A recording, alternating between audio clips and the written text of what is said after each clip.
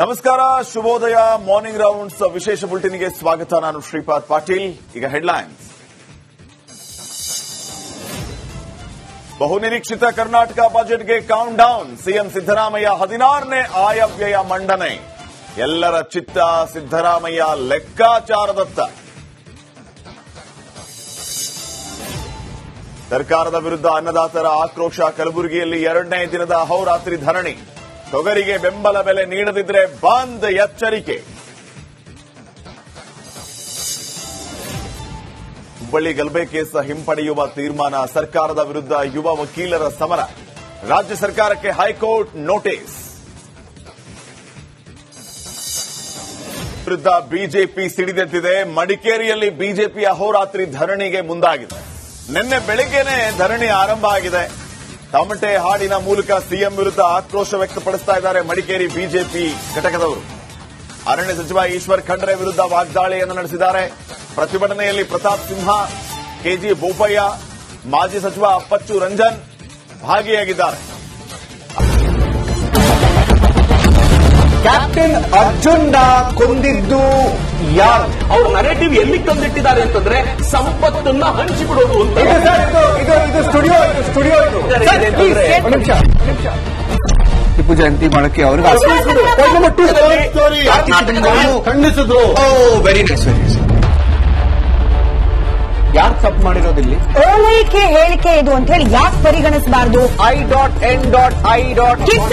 ವೇದಿಕೆ ಇದು ಫೋಟೋ ಎಲ್ಲರದು ಒಂದು ಟೈಮ್ ನಿಮ್ಮ ಸಮಯ ಮುಗಿದಿದೆ. ಅವ್ರು ಹೇಳೋದ್ಕಿಂತ ಮುಂಚೆನೆ ಹೇಗೆ ಪ್ರತಾಪ್ ಸಿಂಹ ಪಾಸ್ ಕೊಟ್ಟಿದಂತ ಆಗ್ಲಿ ಡಿಕ್ಲೇರ್ ಆಗೋಗಿತ್ತು ಅಂತ ನನಗೊಂದು ಡೌಟ್ ಬಂತು. ಸಾಕು ನಿಲ್ಸಿ. ಕೆಟ್ಟ ಪದ ಬಳಕೆ ಕಾಂಪಿಟೇಷನ್ ಇಟ್ಟಿಲ್ಲ ನಾವಿಲ್ಲಿ.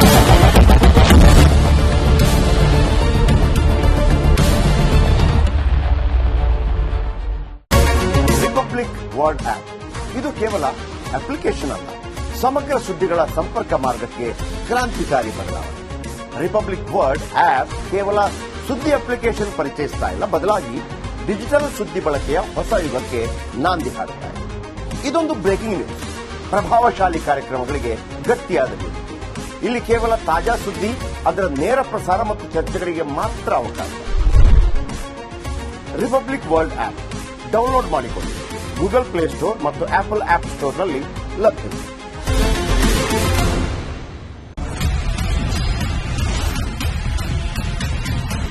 ಪರಿಷತ್ ಕಲಾಪದಲ್ಲಿ ಪ್ರತಿಧ್ವನಿಸಿದೆ ಕಣ್ಣೀರ ಖಾನಾಪುರ.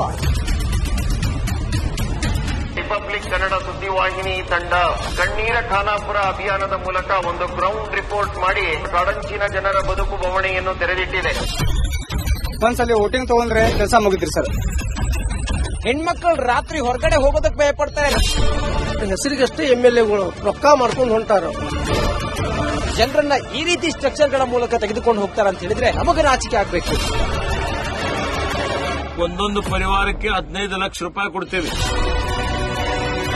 ಶಿಫ್ಟ್ ಮಾಡುವಂತದಕ್ಕೆ ಸರ್ಕಾರ ಅನುಮೋದನೆ ಕೊಡ್ತದೆ ಅನ್ನುವಂತ ಭರವಸೆಯನ್ನು ಕೊಟ್ಟಿದ್ದೇನೆ.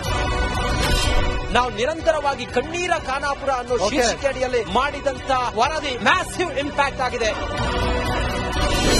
ರಿಪಬ್ಲಿಕ್ ಕನ್ನಡ, ಇದು ನಿಮ್ಮ ಧ್ವನಿ.